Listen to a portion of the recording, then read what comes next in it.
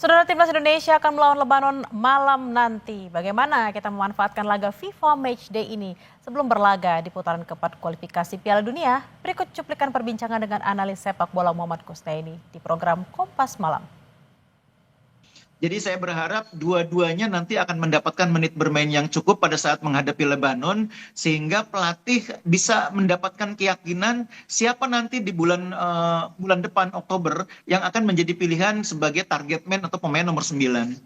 Ya, kalau kita lihat Erick Thohir, Ketua Umum PSSI ini juga bilang bahwa Lebanon ini menjadi lawan yang ditunggu-tunggu dan menjadi tes yang sesungguhnya jelang babak keempat kualifikasi Piala Dunia 2026 zona Asia.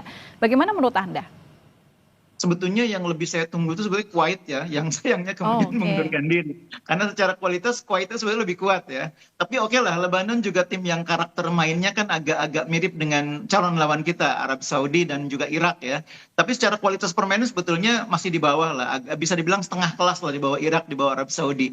Jadi memang kita sekarang memiliki lawan yang karakteristiknya sama dengan negara-negara Timur Tengah, tapi secara kualitas masih di bawah. Justru ini mungkin menguntungkan bagi kita. Jadi kita istilahnya menghadapi lawan yang pressingnya tidak sekuat Irak, menghadapi lawan yang skillnya tidak sebagus pemain-pemain Arab Saudi. Sehingga akhirnya di sini pelatih punya ruang untuk mengembangkan sistem. Kadang-kadang kalau melawan tim yang kualitasnya sangat tinggi, itu kita kesulitan untuk mengembangkan sistem permainan. Itu yang terjadi ketika kita menghadapi Australia, menghadapi Jepang. Pelatih kesulitan mengembangkan sistem karena dipaksa untuk mengikuti sistem yang dikembangkan oleh lawan. Kita istilahnya lebih banyak melakukan respons gitu ya, respons football gitu ya. Kali ini pelatih justru bisa menerapkan sistem. Nah itu mungkin yang diharapkan dari pertandingan lawan Lebanon. Iya, tapi selain strategi, selain juga formasi yang mungkin juga ini ditata benar-benar sepenuhnya sebagai ajang latihan, tentu kan dibutuhkan dengan kualitas mental para pemain ya. Kalau kemarin hari Jumat waktu lawan Taiwan itu Indonesia bisa tersenyum, nah besok untuk bisa tersenyum jadi gimana ini melatih mentalnya dan apa yang harus jadi catatan, yang harus dikejar, yang nggak boleh luput dari kekuatan timnas Garuda sendiri? Iya, sebetulnya kalau menghadapi lawan yang kualitasnya di atas kita, itu memang ujian mental ya. Seperti lawan Lebanon besoknya ada ujian mental. Tapi sebetulnya kalau saya melihat yang paling penting itu adalah bagaimana tim ini mendapatkan chemistry dulu. Karena itu yang selama ini tidak kita dapatkan. Banyak situasi di kualifikasi yang lalu pelatih itu datang menghadapi pertandingan hanya punya 1-2 hari, tidak sempat melakukan banyak komunikasi, banyak bonding dengan para pemain, sehingga chemistry belum sepenuhnya terbentuk. Tidak hanya antar pemain dengan pelatih, bahkan antar pemain dengan pemain. Nah kali ini kan suasananya lebih rileks ya. Pemain ada yang bisa tidak bermain, menonton teman-temannya bermain dari pinggir lapangan.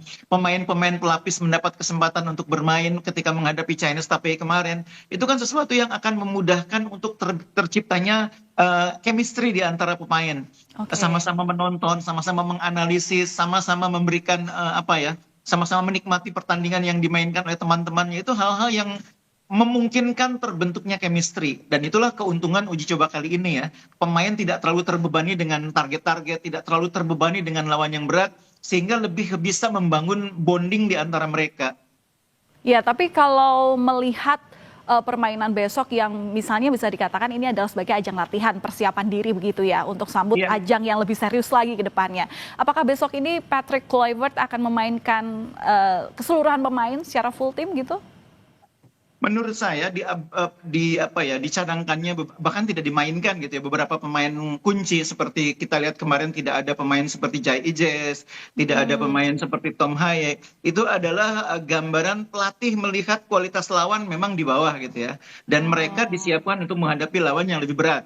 Jadi memang pertandingan kemarin itu menurut saya ajang bagi pemain-pemain pelapis untuk menunjukkan kemampuan mereka untuk menjadi pilihan ketika pemain utama misalnya menghadapi kesulitan atau berhalangan. Nah kemarin beberapa pemain kan kelihatan menonjol, mampu menunjukkan kualitasnya dengan baik. Kita selama ini melihat Nathan Chuaon sudah sangat menurun ya di awal-awal eranya Kluivert, tapi kemarin dia mendapatkan ritme bermain yang lebih baik. Keluar semua kemampuan yang dia miliki yang sempat membuat dia jadi andalan di eranya Sintayong. begitu juga dengan Sen Patinama, kemarin juga sangat menonjol, begitu juga dengan pemain baru Miliano. Jadi kemarin adalah kesempatan bagi pemain untuk menunjukkan diri bahwa mereka juga bisa diandalkan ketika pemain yang kemarin tidak bermain itu menghadapi kesulitan atau tidak main. Kalau pemain kuncinya saya pikir yang kemarin tidak bermain itulah yang merupakan pemain-pemain kunci ya. Seperti Tom Haye yang kemarin tidak main, begitu juga dengan Jai Ije itu pemain-pemain kunci. Begitu juga mungkin Calvin Verdong yang kemarin juga baru bergabung.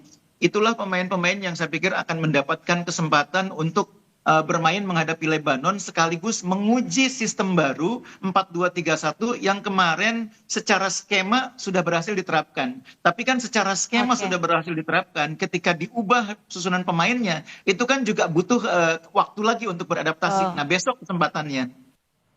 Informasi usai jeda saudara, arus lalu lintas di kota Bandung semrawut